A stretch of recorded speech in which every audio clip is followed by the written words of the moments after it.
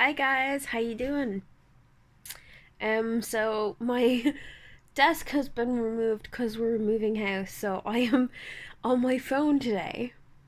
Um, I actually had a lovely walk through the park today, and I got to this area where it looked like I swear to God, it looked like a fairy garden, and myself and my friend sat in it, and I just felt like, wow, the energy was so beautiful. It was in the Phoenix Park, right up beside the cafe basically, and it was really really beautiful, and I really feel so much better. I feel more grounded.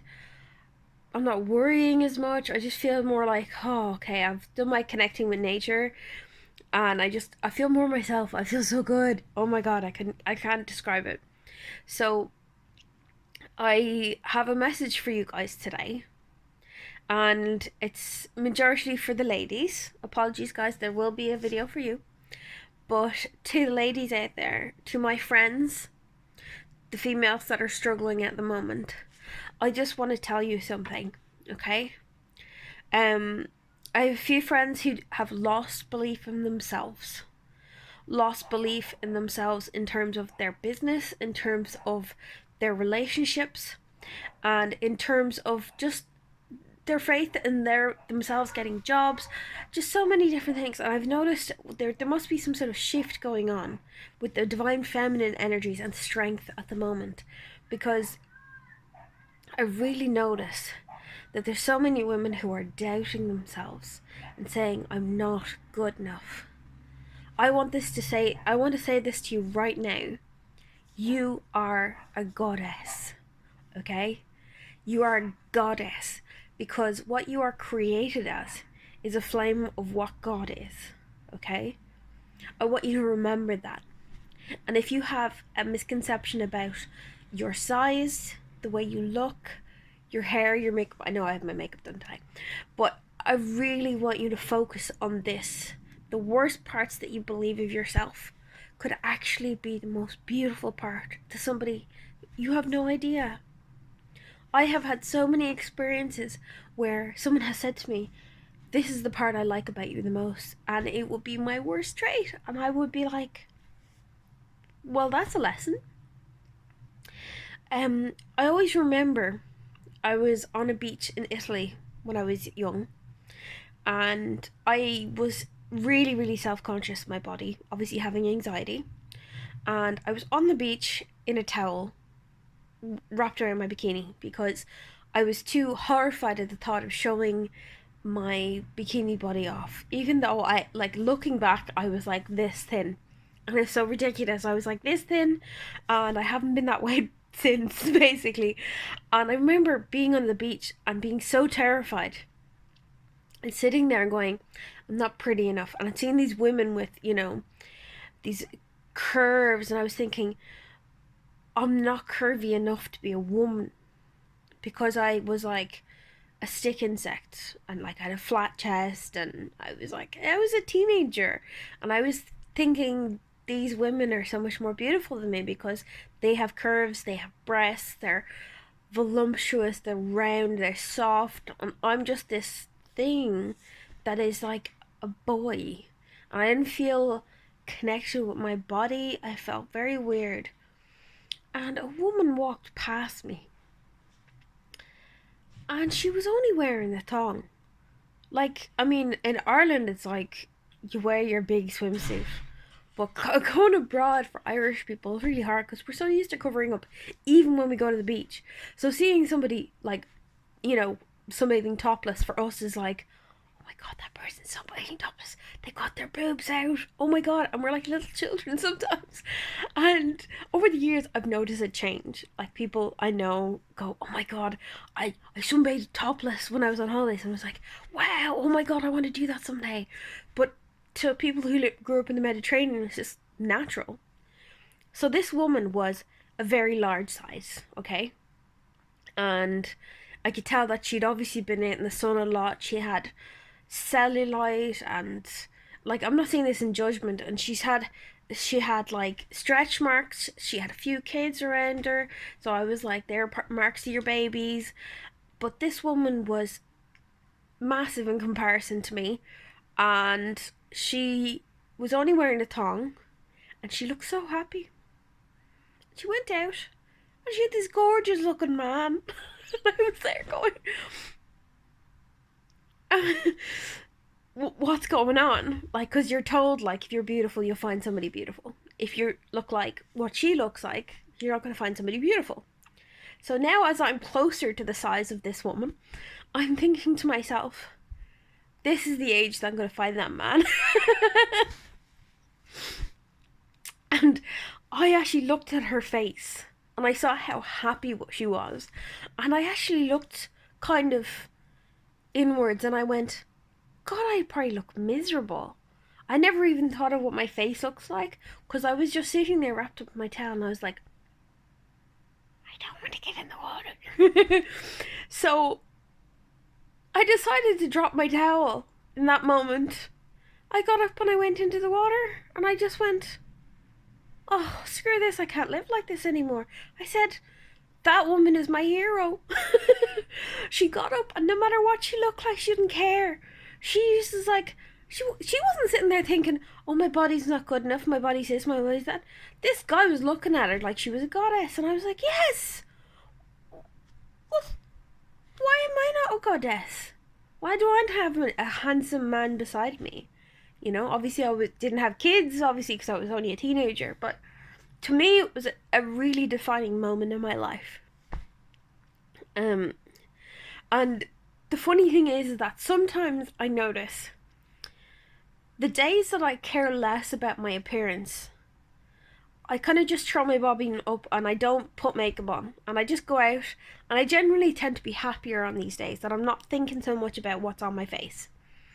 And I've noticed guys looking at me more on those days than the days when I have my full makeup on, my hair curled or GHD'd or whatever, a nice outfit on, and if I'm in a bad mood, guys don't come near me.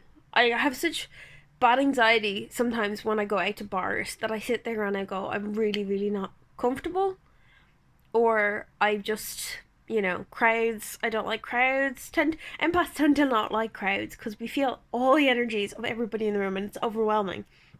So I'm sitting there and I'm just in pain looking. I'm sitting there in the middle of the bar going, pounding music.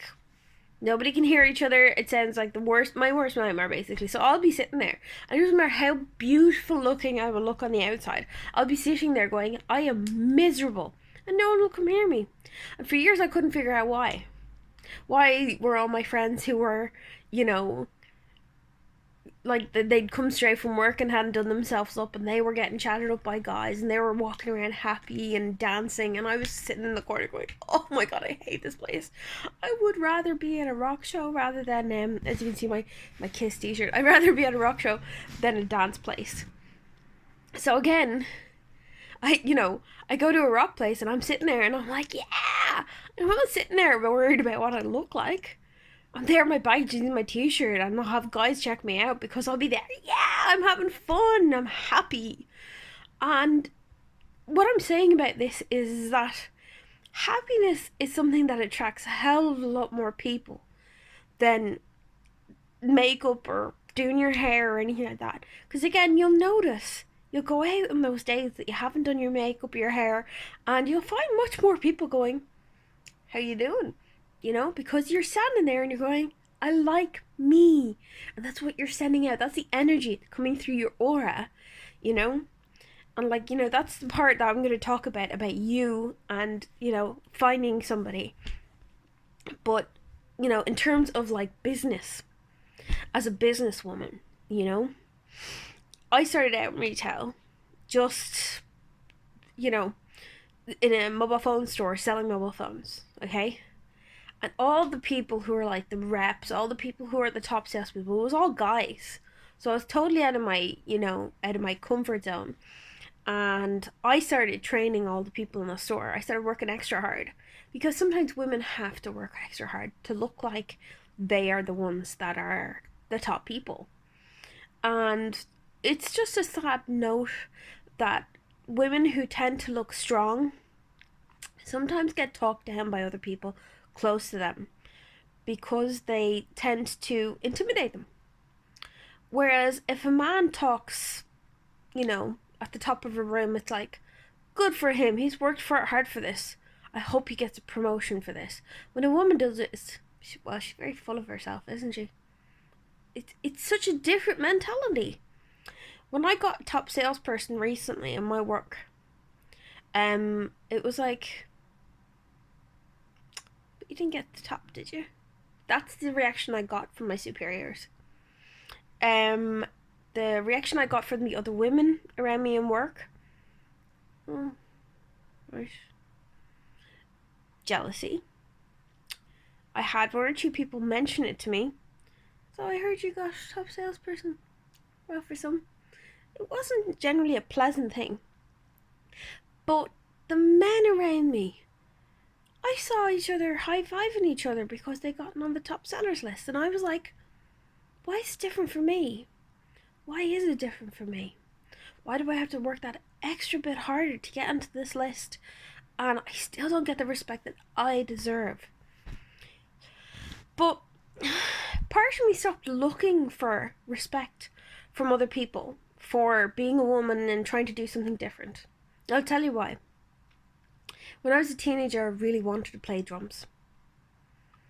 As you know, there's not many female drummers out there. There's like Meg White and, the people who actually know their music would like mention Sheila E. or Samantha Jones or anything like that. But realistically, there's not many. And the thing that's really important to me is to feel good about myself. No matter whether I'm fitting in or not. And I started playing in a band.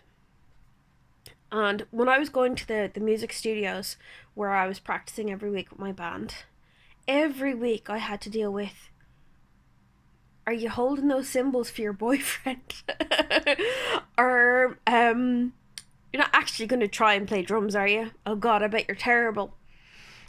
So I think because I went through this at an early age, I got the whole why women can't do things that men can do when clearly they can. And I always remember one day I was playing a gig in the Sugar Club and I had twisted my ankle and I was playing in my bare feet with a bandage around my foot. And when I got out from behind the drum kit, a guy walked up to me and shook my hand and went, "Not only are you one of the best female drummers I've ever seen, you played with a twisted ankle." Fair facts to you. And I've had people come up and buy me pints and genuinely be like, respect, you actually really, because I worked so hard to be a good drummer, because there was all the misconception about how women can't be good drummers. Oh no, you're not a drummer like Meg White, are you? You're not dreadful, are you? And it's like, Meg White's not bad. That's just like negative misconceptions and crap. So I just said, I had the experience of getting there and trying to do something different that women generally don't do. And I think it really made me realize that it doesn't matter what other people say. I got off that stage, and the minute someone shook my hand, now there was two people, mainly, who said to me, "Thank you for changing my misconception about female drummers." And that's all that mattered. There could be 100 other people who said to me, "You were dreadful." Or, "Oh, it's typical about Irish drummers or female drummers and blah, blah, blah." And I was just like, those two people are what matter. The person who really got the most out of me playing the drums was me. Because I came off the stage and I just went, that was a good gig. I feel so good. The music in the moment, you're not thinking about whether people are judging you or not. You're just playing. And you're playing your heart out. And sometimes you're like, wow, the gig's over already? I can't believe it. Because you're just like, you're in the moment. You can do anything as a woman that you're told you can't do. Anything. And you're stronger than anyone if you're even attempting it. There's women out there who don't have the strength yet. Maybe they don't have the means to stand up. And the women who have decided to stand up and start doing something different and starting to fight for themselves, for their gender, and for changing things, for changing people's perspectives on how a woman can do business, how a woman can do a relationship, and how a woman can do life. Okay? And we do not get enough respect for the amount of shit we have to go through in work. I've recently had somebody had the nerve to disrespect my personal boundaries in work. And it was such a contradiction that I had to go through. That I was told that I complained and it was the wrong thing to do. That it was, that I was the person that was in the wrong and the man was the victim. And, oh, you've ruined a young man's career by making a complaint. I made a complaint because he physically grabbed me. And despite the fact that this was caught on camera, I was the person ostracized for it. But at the end of the day, I know what was right. I know what was right. And I know that women are fighting so hard to take these misconceptions out, that it's wrong to, to point the finger at your accuse, or, to accuse people who have attacked you. You are not in the wrong. You are not a bad person for telling on somebody who has clearly done something illegal. This is illegal to touch people without their consent. I want every woman out there to remember that your strength is in you. It's not in your friends, it's not in your partner, it's not in your job. Because once anything gets slipped out from underneath you, you're left on your own. Build yourself up. Work on yourself. Listen to, gurus. Listen to yogis. Work on yourself and your own strength. Because at the end of the day, you might be the only person to be able to rely on each other. But there is a great sisterhood. I always feel bad about the kind of women who always attack other women, because the first thing I think is that she doesn't have a good female network. Okay? I am blessed. Oh my God, I am blessed to the beautiful, beautiful women I have had on my journey. On my spiritual journey, everybody from the, who've always said such beautiful things, like Deborah Macklin, Helen Dunn, Yvonne Costello, Yeva, Agata, just Theta, just so many people who are into spirituality, who are into mindfulness, to working on themselves. They have boosted my confidence by not only being perfect examples of women who fight the status quo to actually push the boundaries of themselves.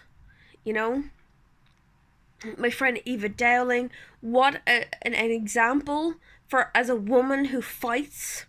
A great Green Party councillor in Stillorgan now, thanks be to God, she's gotten through.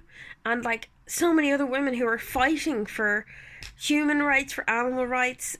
We're an amazing gender. We're doing such great work. We're getting so far. You are part of this family. You are part of this gender together. And if we work together, girls, not against men, but with each other, and with men obviously as well. But this sisterhood strengthens us. This working together strengthens us. It's strengthened me and has given me so much hope in times of struggle. Remember who you are. You are a goddess. You are the divine within. You are perfect the way you are. Because no matter what you look like right now, somebody will look at you and say, that is perfect to me. Namaste.